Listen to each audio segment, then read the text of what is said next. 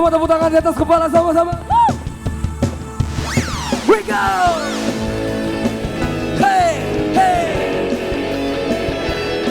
Semua tepuk tangan di atas kepala. Yeah, yeah, yeah. Whoa, whoa, whoa, whoa.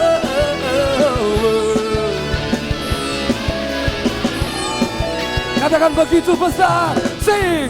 Begitu besar kasih telah tercurah, telah tercurah bagi dunia. Karyamu, kasihmu yang termulia, tiada terselamni. Besar dan ajaib perbuatanmu. Kau beri hidupmu bagi diriku. Katakan tiada besar, tiada yang sepertimu. Kau berkuasa selamanya, ku puji kau selalu. Wow, what the day, yo. Betapa dalamnya, betapa lebarnya kasih setiamu. Wow, tiada bandingan, tiada duanya. Tiada seperti siapa? Yesus Tuhanku. Sekali lagi tepuk tangan di atas kepala semuanya.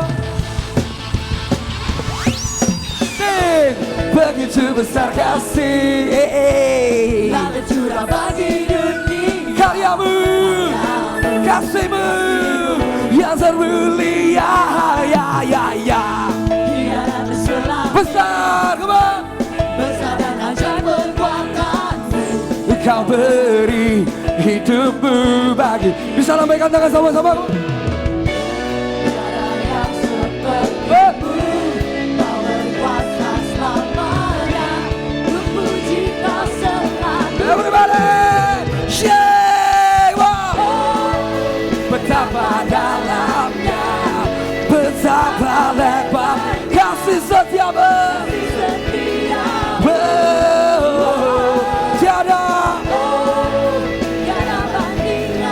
Tiada duanya, come on. Tiada seperti kau. Siapa? Yesus Tuhanku. Anugerahmu selalu baru. Anugerahmu selalu baru. Katakan tiada berkesudahan. We go, what's that?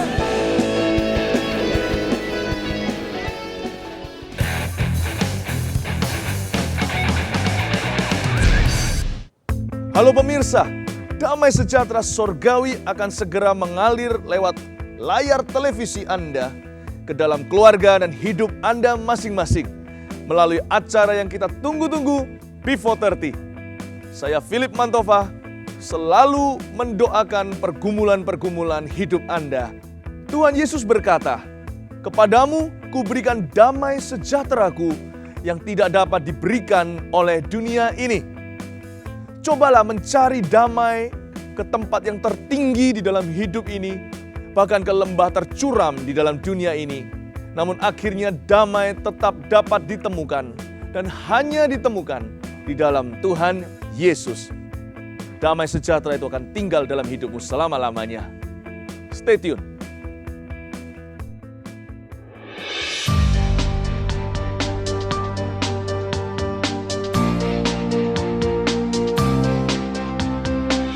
Kelahiran saya tidak diinginkan oleh orang tua saya. Hal ini yang membuat saya merasa sangat tertolak di dalam keluarga. Saya Lini dan ini kisah saya. Sejak di dalam kandungan, orang tua saya tidak menghendaki kehadiran saya di dunia. Mereka berusaha untuk menggugurkan saya berkali-kali dengan berbagai cara. Tetapi Tuhan tetap menghendaki saya lahir dan semua usaha yang dilakukan orang tua saya gagal. Adanya masalah di dalam keluarga membuat mereka semakin tidak siap dengan kehadiran saya. Setelah saya lahir, orang tua saya tetap sulit menerima kehadiran saya. Bahkan mereka memutuskan untuk menyerahkan saya kepada sebuah keluarga yang mampu. Saya ingat ketika saya berusia 5 tahun, mama memasukkan semua pakaian saya ke dalam sebuah tas yang besar dan kemudian menyerahkan saya kepada orang tua angkat saya. Entah kenapa mama memutuskan untuk membatalkan niatnya dan saya kembali diasuh oleh kedua orang tua saya. Sejak saat itu saya tahu bahwa suatu hari nanti saya akan diasuh oleh orang lain. Dengan adanya penolakan sejak dalam kandungan dan perlakuan yang keras serta kata-kata yang kasar yang bersifat menghina membuat saya merasa sangat tertekan. Seringkali ketika saya melakukan kenakalan, orang tua saya mengancam akan memberikan saya kepada keluarga lain. Mereka bilang bahwa saya nakal, bodoh, jelek, dan mereka sangat kecewa memiliki anak seperti saya. Bahkan tidak jarang saya mendapatkan pukulan.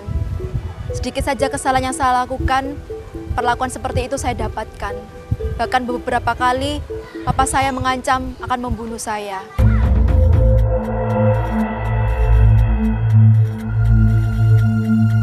Semua itu membuat saya bertumbuh menjadi anak yang nakal dan sangat memberontak terhadap orang tua.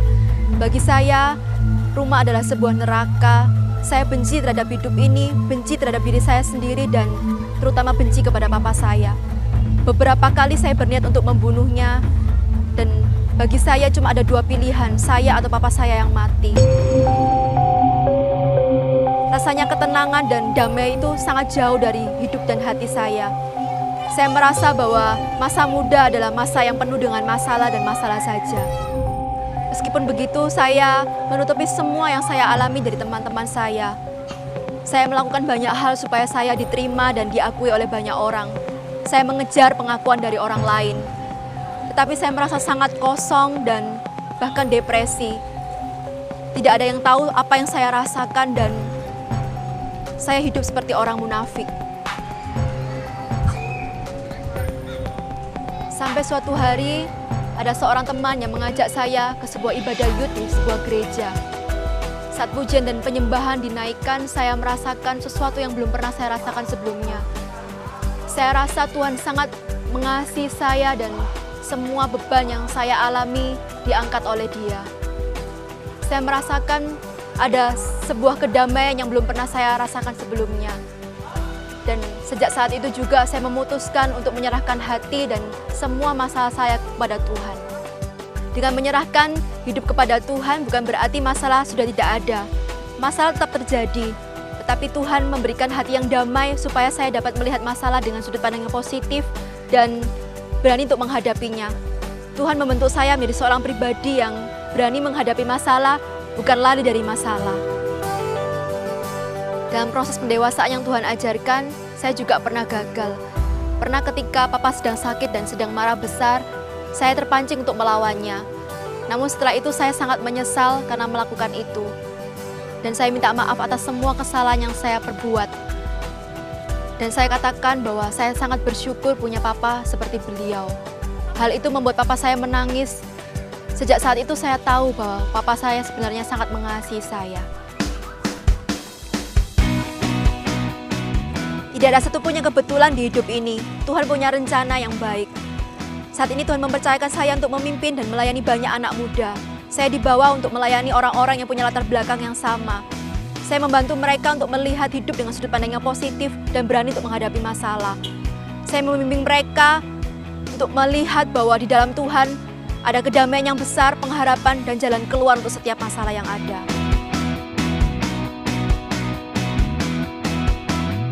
Jika kamu mengalami masalah seperti yang saya alami, hidup di dalam tekanan, mencari pengharapan atas setiap masalah yang ada, dan mencari kedamaian yang sejati, serahkan hati dan hidupmu kepada Tuhan Yesus.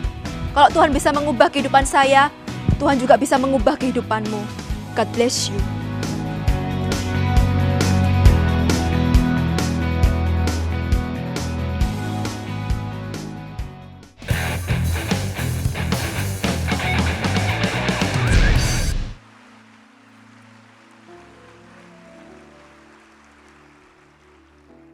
Saudara, saya jadi ingat bayi kami. Kami punya 3 anak. Anak saya yang terakhir bernama Warren, masih kecil, masih baru umur 2 tahun. Sering masih tinggal tidur di tengah-tengah papa mamanya. Kalau malam hari saya melihat Warren damai. Bukan cuma Warrennya yang damai, dia di tangan yang aman. Saya juga merasakan damai melihat dia damai. Apalagi lucu sekali. Dengan dotnya, susunya yang masih melekat di mulutnya. Tapi sudah tidak lagi disedot.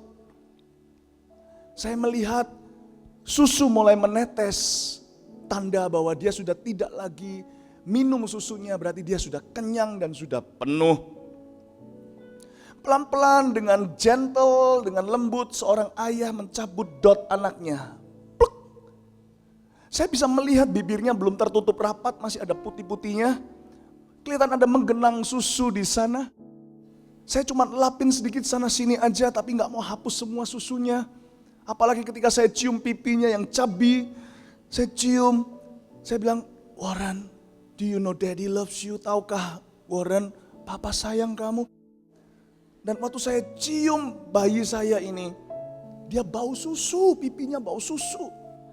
Itulah pengalaman saya pertama kali dipenuhi Roh Kudus juga seperti itu. Saya kepenuhan Roh Kudus sampai berbahasa roh, sampai menggenang susu sorga, sampai keluar bahasa lidah. Itu di sebuah ruang cuci-cuci pakaian di rumah saya dulu di Kanada. Saya berada di sana, saya berkata, Bapak, aku minta Roh Kudus. Aku gak tahu apa maksudnya. Saya orang yang gak tahu Alkitab. Tapi saya cuma dengar, waktu saya ke gereja sekali mereka berkata, kalau hati kosong boleh minta sama Tuhan, Tuhan akan penuhkan dengan Roh Kudus. Belum selesai bicara, susu mulai memenuhi hati saya dan mulut saya dan tiba-tiba saya berbahasa lidah. Alkitab berkata, tanda-tanda ini akan menyertai orang yang percaya sama Yesus. Mereka akan berbicara dalam bahasa yang baru. Bahasa sorgawi, bahasa doa, bahasa damai. Alkitab berkata, dan jikalau engkau menerima Roh Kudus, kau akan menerima kuasa sorga. Dan kau akan menjadi saksi-saksi Yesus di Yerusalem, maksudnya di kotamu, di Yudea, di provinsimu, di Samaria, provinsi sebelah sampai ke ujung dunia. Syaratnya apa? Bukan pengetahuan kita banyak, kita sekolah Kristen, sekolah teologi, bukan. Syaratnya ditulis, Alkitab berkata seperti ini. Barang siapa haus, katakan haus. Barang siapa haus, dia akan minum dari aku, kata Yesus. Dan barang siapa percaya kepadaku, seperti yang dikatakan oleh Alkitab, maka dari dalam dirinya akan keluar susu sorga. Mata air surga memancar sampai ke kehidupan selama-lamanya bersama dengan Tuhan. Syarat kedua adalah percaya. Begini aja, siapa di sini yang sudah bisa berbahasa roh, bisa berbahasa lidah, termasuk yang di luar sana sekalipun saya nggak melihat, Tuhan melihatmu, duduk sekarang. Yang belum berdiri, tetap berdiri. Kita akan mulai bukan dengan khotbah, kita akan mulai dengan kuasa. Saya nggak akan ajarin Anda bahasa roh. Bahasa roh itu karunia. Tetapi saya bisa ajarkan kepada Anda untuk menerima dengan iman.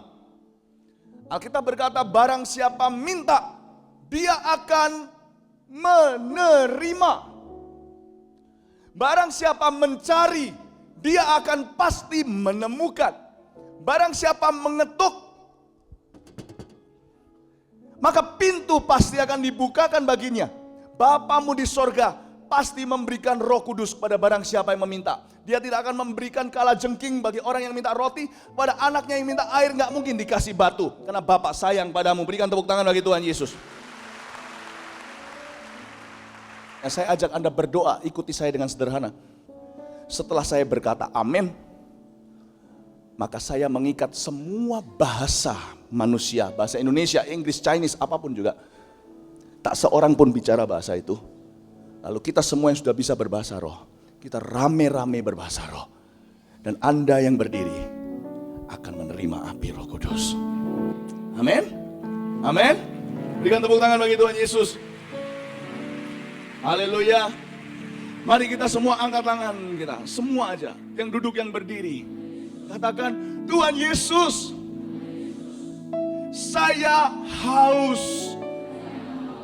Hatiku kosong. Tuhan Yesus, saya percaya. Saya minta Berikan Roh Kudus kepadaku, supaya ku menjadi saksimu. Beri saya Roh Kudus dengan tanda berbahasa roh. Saya percaya, saya terima, saya haus, saya minta dalam nama Yesus. Are you ready? Are you ready? Dalam nama Yesus. Anda siap? Anda siap? Setelah saya katakan amin, tak ada seorang pun berbicara bahasa Indonesia. Semua akan berbicara bahasa lidah. Katakan, saya percaya, saya terima, dalam nama Yesus. Amin.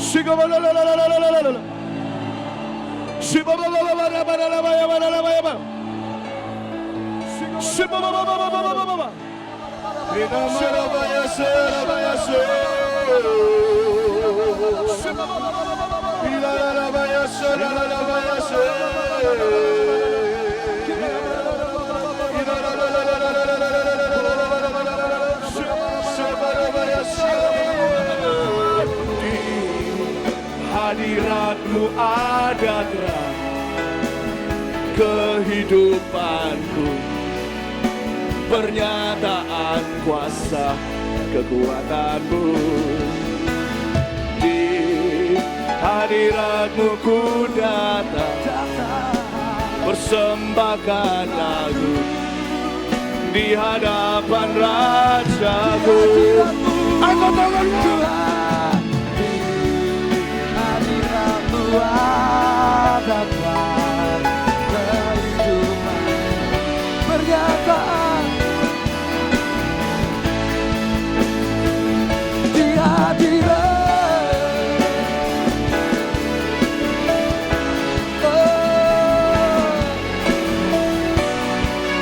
Di hadapan Rajaku. Kembalikan semua hormat bagi Yesus.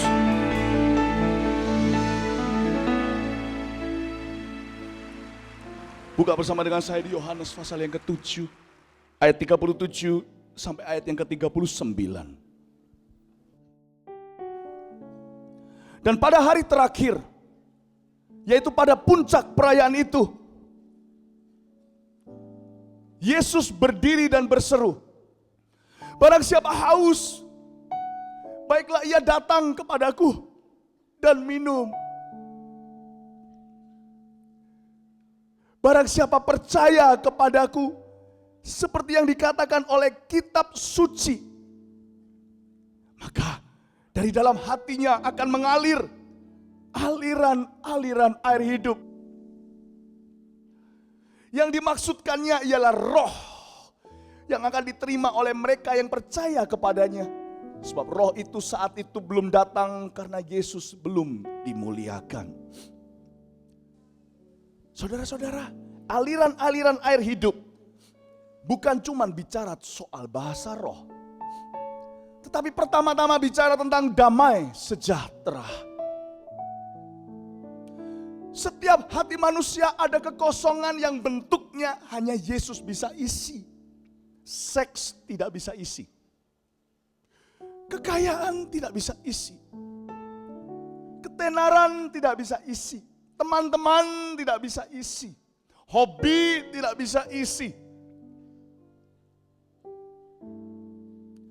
Hanya Yesus yang bisa pas di dalam hati kita. Saudara, apa yang membuat saya tertarik menyerahkan hidup saya pada Yesus? Sehingga saya mau meninggalkan semua dosa saya untuk bertobat sungguh-sungguh. Bukan karena dosa itu tidak enak. Terus terang dosa itu susah ditinggalkan karena dosa itu enak. Tapi dosa membuat kita semakin kosong. Yesus ingin supaya damai sejahteranya ada di hati kita masing-masing dan hidup kita masing-masing, bukan sementara. Tetapi selamanya, aliran itu mengalir terus sampai selama-lamanya. Bukan cuma selamanya, tapi setiap saat. Dari dalam hatinya akan mengalir aliran-aliran air hidup. Adalah sebuah pengalaman yang nyata dalam kehidupan saya. Saya ceritakan satu kesaksian aja. Dulu hati saya itu yang jadi Tuhan bukan Tuhan Yesus, tapi diri saya sendiri. Apapun agama saya, pokoknya yang penting saya mau berbuat seenakku sendiri. Maka dulu yang bertata di hati saya itu adalah seks. Yang bertata di hati saya dulu adalah alkohol. Kepahitan. Saya susah melepaskan semuanya itu, rasanya kok gak siap saya. Tapi Tuhan berkata, kau gak akan pernah siap forever and ever. Dosa akan semakin nikmat. Detik di mana engkau merasa sudah hampir mencapai kenikmatannya yang tertinggi, maut menjemputmu. Dosa itu menipu. Kalau Tuhan lain, Dia taruh di dalam kita sejahtera yang melimpah sehingga kita tidak butuh apa-apa dari luar untuk memuaskan batin kita. Damai yang diberikan sangat besar, damai yang jadikan hati senang. Tuhan besertaku sepanjang jalanku, ku serahkan padanya, Yesus Tuhan. Entah kenapa lagu itu menyedot hati saya. Seperti Tuhan berkata, serahkan dosamu, aku barter dengan damai sejahtera. Gak bisa punya dua-dua. Detik itu saya berkata, setan, enough. I don't want you anymore. Saya berkata, setan, aku gak mau kamu lagi, cukup.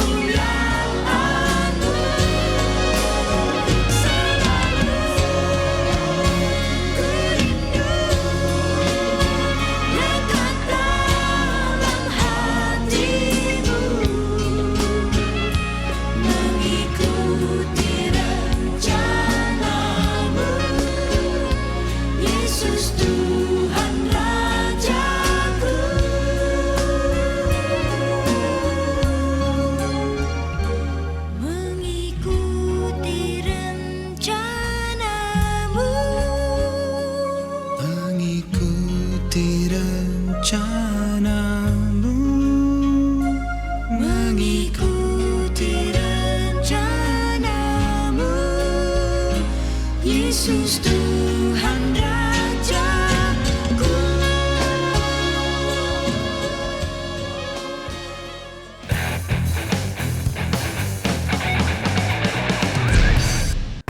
Pemirsa, apa yang menjadi permasalahan hidupmu hari-hari ini? Apa yang menjadi pergumulanmu? Sebut nama Yesus, maka akan ada damai sejahtera yang turun. Sebut nama Yesus, akan ada kekuatan baru.